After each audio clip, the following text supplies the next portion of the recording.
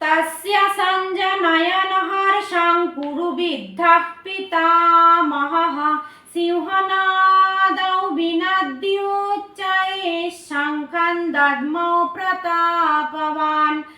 ततः शङ्खाश्च भैर्यश्च पणवानकगोमुखाः सहसैवाभ्यहन्यन्त सशब्दस्तु मूलोऽभवत्। কুরুবংশের বৃদ্ধ পিতামহ ভীষ্ম দুর্যোধনকে আনন্দ দিতে সিংহের মতো গর্জনে শঙ্খ বাজালেন।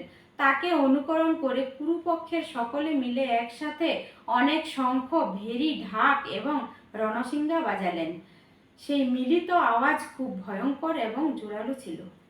ততস্বেতাইরহায়ৈর্যুক্তে মহতি স্যন্দনে স্থিতাও মাধবঃ পাণ্ডবশ্চৈব দিব্যাও শঙ্খাও প্রদদমতুঃ।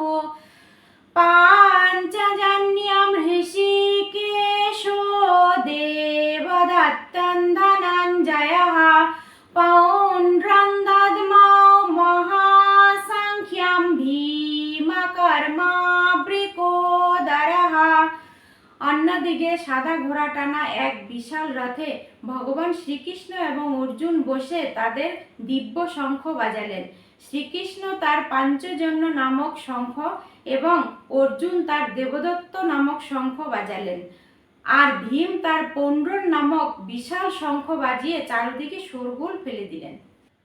অনন্ত বিজয়ম রাজা কুন্তী পুত্র যুধিষ্ঠিরঃ নকুলঃ সহদেবশ্চ সুঘোষমণিপুষ্পকৌ কাশ্যশ্চ পরমেশ্বরঃ শিখণ্ডী চ মহারথः ধৃষ্টদ্যুম্নো বিরাটশ্চ সাত্যকিশ্চ পরাজিতः দ্রৌপদো দ্রৌপদেয়শ্চ সর্বশঃ পৃথিবীপতে সৌভদ্রশ্চ মহাবাহো শঙ্খান দদ্মৌ পৃথক পৃথক।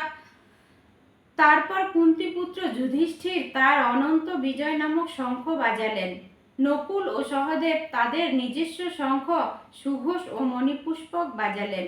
একইভাবে মহাধনুর্ধর কাশীরাজ, প্রবল যোদ্ধা শিখণ্ডী, ধৃষ্টদ্যুম্ন, বিরাট, যুদ্ধে অপরাজিত সাত্যকী, দ্রৌপদীর 5 পুত্র, সুভদ্রার মহাবলবান পুত্র সহ পাণ্ডব পক্ষের সকল বীর তাদের যার যার শঙ্খ বাজালেন।